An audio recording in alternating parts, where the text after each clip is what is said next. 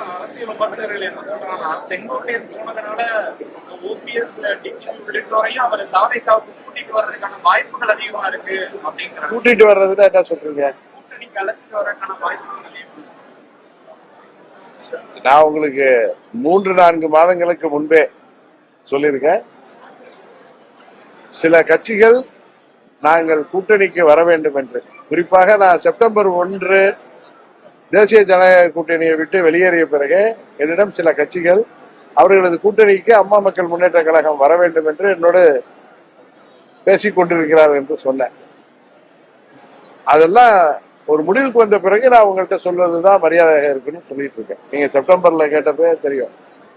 அதனால அண்ணன் அவர்கள் என்ன மனநிலையில் இருக்காருன்னு எனக்கு தெரியல. அவர் என்னிடம் அங்கு அந்த தாவேக்காவுக்கு வர வேண்டும் என்றெல்லாம் அவர் அன்றைக்கெல்லாம் எதுவும் பேசவில்லை. வருங்காலத்தில் சந்திப்போம், அவரும் நானே எப்படியே நண்பர்களாக சந்திப்போம். அப்பொழுது அவர் என்ன சொல்றாரு பார்ப்போம். பேசும்போது என்ன சொல்றாருன்னா, செங்கோட்டையனே பாஜகவுல வந்தான், அவங்க பாஜக தான் தாவேக்காவுக்கு அனுப்பி வச்சிருக்காங்க, இவங்கெல்லாம் ஒரு கிளை, பாஜகவோட கிளை அப்படின்ற மாதிரி யோசிக்கிறார். பழனிசாமி அப்பனா திமுகவுடைய பி டீம்னு அவர் ஒத்துக்கிறாரா? ஏன்னா பழனிசாமி தான் தொடர்ந்து பொதுச்செயலாளராக இருக்கணும், அதுதான் எங்களுக்கு ரொம்ப நல்லதுன்னு திரு உதயநிதி சொல்றாரு. அப்படின்னா இப்ப திமுக ஆட்சிக்கு வரணுங்கிறதுக்காகவே அவர், திமுக வெற்றி பெறணுங்கிறதுக்காக அவர் 2021 கூட்டணியை பலப்படுத்தாமல் திரு அமித்ஷா அவர்கள் முயற்சியை எல்லாம் முறியடித்தார். 24 தேர்தலில் பாஜக ஆட்சிக்கு வரக்கூடாது, தமிழ்நாட்டில் வெற்றி பெறக்கூடாது என்பதற்காகவே பாராளுமன்ற தேர்தல் தனியா போய் நின்னாரு. அப்படின்னா அவரு, எனக்கு தெரிந்து அவர் 17க்கு அப்புறம் எங்களை எல்லாம் வெளியேற்றிய பிறகு திமுகவுக்கு பி டீமுகத்தான் செயல்பட்டு வருவதாகத்தான் நான் நினைக்கிறேன். உதயநிதி சொல்வது போல திரு செங்கோட்டையன் அவர்கள் பாஜகவுக்கு பி டீம்னா எடப்பாடி இவர்களுக்கு பி டீமாகத்தான் இருக்க முடியும். எடப்பாடி பழனிசாமி இல்லாத அதிமுக அப்படிங்கறதா உங்களுடைய இலக்கு. செங்கோட்டையன் எல்லாருடைய ஒரே கோரிக்கை தான் வருது. உள்ள இருந்தே செய்ய முடியாத வெளியெடுத்து ஒரு ஒருங்கிணைப்பு, வேற ஒரு அரசியல் தேர்தல் அரசியல் ரீதியா ஒரு ஒருங்கிணைப்பு சாத்தியப்பட்டுலாம் கேட்டீங்கன்னா தாவேக்காவுக்கிட்ட அதோட சேர்ந்ததுக்கான வாய்ப்பு இதெல்லாம் உங்களுடைய ஊடகத்துறை சேர்ந்த உங்களுடைய கணக்கு. அது போல டிபேட்ல வர்றாங்களா சில அரசியல் வல்லுநர்கள், அவர்கள் ஆசைகள், அதெல்லாம் உங்களது கணக்கெல்லாம் வேற. உண்மை என்ன என்பது உங்களுக்கு இன்னும் ஒரு மாதங்கள்ல தெரிய வரும்.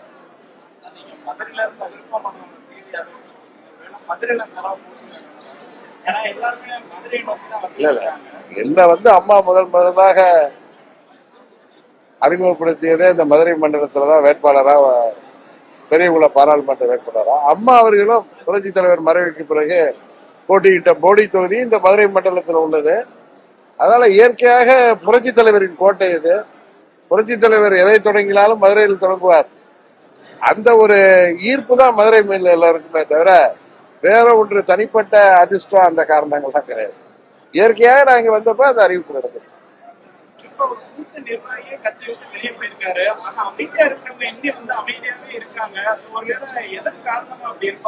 அதான் இன்னைக்கு காலையிலே நான் உங்க பத்திரிகையாளர் சந்திப்புல சொன்னேன். இன்னும் அங்கே தூங்குவது போல் நடிப்பவர்கள் இது போல அமைதி காத்தால் 26 சட்டமன்ற பொதுத் தேர்தலில்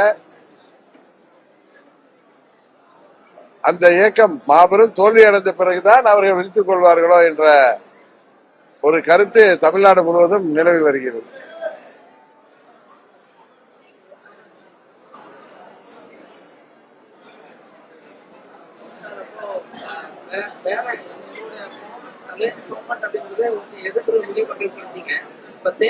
எதுங்கிறத ஆமா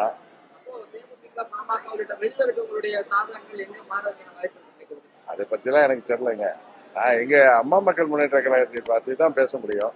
மற்ற கட்சிகளை பற்றி நான் சொல்வது, எனது கருத்தை சொல்வது எல்லாம் நன்றாக இருக்கும். என்னங்க அப்படிலாம் ஒண்ணு தை மாதத்தில் தெரிந்துவிடும். நான் முன்ன டிசம்பர்னு சொன்னேன், அது டிசம்பர் ஜனவரிக்கு கூட தள்ளி போடுறான். அதிமுக பெரிய அளவுக்கு தேர்தல பலவீனம் அடையும் சார் இப்போ செங்கோட்டையன் போறது இதெல்லாம் காட்டுது இல்லையா? நீங்க சொல்லுங்க. நாங்க சொன்னோம்னா பழனிசாமி கோச்சுக்குவாரு, இவங்க எல்லாம் சேர்ந்து சதி செய்யறாங்கன்றாரு, துரோகிகள்ன்றாரு. துரோகத்துக்கு நோபல் பரிசு பெறுகிற தகுதி உலக அரசியல்ல பழனிசாமிக்கு தான் இருக்குங்கிறது எல்லோருக்கும் தெரியும். நாங்கள் யாரையும் பலவீனப்படுத்துவதற்காக நாங்கள் பேசவில்லை. எங்கள் செயல்பாடுகள் கிடையாது. எங்கள் செயல்பாடு வெற்றியை நோக்கி எங்களது இலக்கு இருக்கிறது, அவ்வளவுதான். குறிப்பா ஒரு சில பேர் என்ன சொல்றாங்கன்னா, டிடிவி தினகரன் என்ன இருந்தாலும்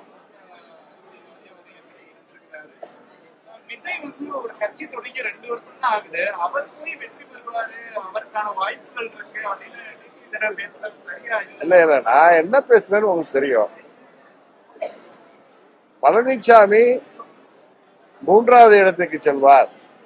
இன்றைக்கு நானா எதுவும் சொல்லல, ஊடகத்துறையை சேர்ந்த நண்பர்கள், சர்வே எடுக்கிற பல நிறுவனங்கள், எங்களோட தொடர்பில் இருப்பவர்கள் சொல்வது, திமுக கூட்டணிக்கு போட்டியாக தாவேகா தலைமையில ஒரு நல்ல கூட்டணி அமைந்தால் திமுக கூட்டணிக்கும் தாவேகா கூட்டணிக்கும் இடையேதான் போட்டி இருக்கும் என்று அவர்கள் சொன்னதைத்தான் நான் சொல்றேன். அதே நேரத்தில் நான் திரும்ப சொல்றேன், நான் எந்த கட்சியோடு கூட்டணி முடிவு இன்னும் எடுக்கவில்லை. எங்கள் நிர்வாகிகள் கருத்தை தான், நான் தொண்டர்களின் கருத்தை தான் செயல்படுத்த முடியும். நானா எனது கருத்தை திணிப்பதில்லை. நான் யதார்த்தத்தை, நாட்டு நடப்பை நடுநிலையாக பார்த்து சொல்பவன். எனக்கு யாரை பார்த்து அச்சமும் இல்லை, யார் மீது பொறாமமும் இல்லை. அதனால புதிய கட்சியாக இருக்கலாம். நீண்ட நாள் திரைப்படத்துறையில 30 ஆண்டுகளாக உச்சபட்ச நடிகராக இருக்கின்ற திரு விஜய் அவர்கள் இன்றைக்கு கட்சி ஆரம்பித்து அவரது சுற்றுப்பயணங்களில் எல்லாம் நிறைய இளைஞர்கள் எழுச்சியோடு அவரது கூட்டத்திற்கு வருவதை பார்க்கும் பொழுது, ஊடகத்துறையை சேர்ந்த நீங்களும் அரசியல் நோக்கர்களும் சொல்கின்ற கருத்தும் சர்வே எடுக்க சொல்றதும் ஒன்றாக இருப்பதாக நினைக்கிறேன். அதான் நான் சொல்றேனே தவிர விஜய் தான் வெற்றி பெற்று விடுவார்னு நான் சொல்லல. திமுகவிற்கு கூட்டணி இன்றைக்கு வலுவாக இருக்கிறது. எத்தனையோ அவர்கள் மீது குற்றச்சாட்டுகள் இருந்தோம். 24 பாராளுமன்ற தேர்தலில் திமுக கூட்டணி தான் 100% வெற்றி பெற்றது. அதை வீழ்த்துவதற்கு அல்லது அதோட கடுமையான போட்டியை உருவாக்கக்கூடிய சக்தியாக பழனிசாமி இன்றைக்கு இல்லை. அவரது சுயநலத்தால் அந்த மாபெரும் இயக்கம் இன்றைக்கு எடப்பாடி திமுகவாக மாறிவிட்டது. இதோ தனிப்பட்ட காழ்ப்புணர்ச்சி சொல்லல, நான் இருப்பதை சொல்கிறேன். பழனிசாமி தாம் பதவியில் இருந்தா போதுங்கிற சுயநலத்தோட செயல்பட்டு வருகிற காரணத்தினால்தான். இந்த நேரத்திலையும் சொல்றேன், நான் பழனிசாமியோட எந்த காலத்திலையும் போக மாட்டேன். பழனிசாமி தலைமை ஏற்று மற்றவர்களை, அந்த இயக்கம் ஒன்றுபட வேண்டும் என்று நினைப்பவர்களை அரவணைத்து செல்ல கூட அவர் அச்சப்படுகிறார். ஒரு தலைமை பண்புக்கு தேவையான எல்லோரையும் அரவணைத்து செல்லக்கூடிய குறைந்தபட்ச பண்பாடு கூட அவரிடம் இல்லை. திரு செங்கோட்டையன் அவர்கள் எல்லோரும் ஒன்றிணைய வேண்டும் என்கிற நோக்கத்தோடு தான் எங்கள்கிட்ட எல்லாம் பேசினார். என்னோட 2017க்கு அப்புறம் அவர் பேசவே இல்லை. நாங்கள் என்னை கட்சியை விட்டு நீக்கிய பிறகு. இப்பொழுது அவர் 2-3 மாதங்களுக்கு முன்பு நினைக்கிறேன், இல்ல 2 மாதங்கள் முன்பு எல்லோரும் ஒன்றிணையணுங்கிற கோரிக்கை வைத்து அவர் பொதுவெளியில் வந்த பிறகுதான் எங்களை எல்லாம் தொடர்பு சொன்னாரு. அதை தொடர்ந்து தான் எங்கள்கிட்ட பேசியிருந்தார். அப்ப கூட அவர் பழனிசாமிக்கு எதிராகவோ யாருக்கும் எதிராகவோ பேசவில்லை. நாங்கள் எல்லோரும் ஒரு அணியில் வரணும்னு தான் பேசினார். அதனாலதான் சொல்றேன், இப்ப பழனிசாமி திமுகவை எதிர்க்கின்ற வலுவான ஒரு சக்தியாக இல்லை. இரட்டை இலை மிகவும் பலவீனமாகிக் கொண்டிருக்கிறது. 21 தேர்தலை ஏற்பட்ட அந்த நிலை கூட இல்லாமல் பழனிசாமி 3வது இடத்திற்கு தள்ளப்படுகின்ற சூழ்நிலை நிலவுகிறது. அது விஜய் அவர்களின் வரவுக்கு பிறகு விஜய் தலைமையில் ஒருவேளை நல்ல ஒரு சிறப்பான கூட்டணி அமைந்தால் அது திமுகவுக்கு கடுமையான போட்டியாக இருக்கக்கூடும் என்றுதான் நான் சொல்றேன். நான் கரெக்டா சொல்றேன், கடுமையான போட்டியை நிலவும் தான் சொல்றேனே தவிர நான் அவர் வெற்றி பெற்று விட்டார், வெற்றி பெறுவார்னு நான் எங்கேயும் சொல்றேன். கடுமையான போட்டிக்கு இருப்பா, அதுக்கப்புறம் மக்கள் தான் முடிவு செய்வார். ஒரு வார்த்தை நீங்க நீங்க அங்கம் வகிக்கிற கூட்டணி தான் ஆட்சி அமைக்க அல்லது ஆட்சி அமைக்கிற கூட்டணியில அங்கம் வகிக்க இல்ல ஆட்சி அமைக்கிற கூட்டணியில் அங்க வைக்கிற வார்த்தைக்கு அர்த்தம் வேற. நீங்க அம்மா மக்கள் முன்னேற்ற கழகம் நான் ஏதோ அதீத நம்பிக்கையில சொல்ல, நாங்க தவிர்க்க முடியாத சக்தியாக தமிழ்நாட்டுல இன்றைக்கு உருவெடுத்து விட்டோம். குறிப்பாக உங்களுக்கு தெரியும், நீங்க எல்லாம் ஊடகத்துல சொல்ற மாதிரி டெல்டா மற்றும் தென் மாவட்டங்கள்ல கிட்டத்தட்ட 80 தொகுதிகள்ல ஏற்கனவே பழனிசாமி ஆட்சி பொறுப்புக்கு வர விடாமல் அவர்களுடைய தவறுகளால், அரசியல் தவறுகளால் இங்கே அவர் தோற்கடிக்கப்பட்டார். இந்த முறை அதைவிட கடந்த முறை டெல்டா மற்றும் தென் தமிழ்நாட்டில் 11-12 தொகுதியில ஜெயித்தது கூட இந்த முறை வாய்ப்பில்லை. காரணம், அவர் மீது 105 சமுதாய மக்கள் எதிராக இருக்கிறார்கள். அதுதான் உண்மை.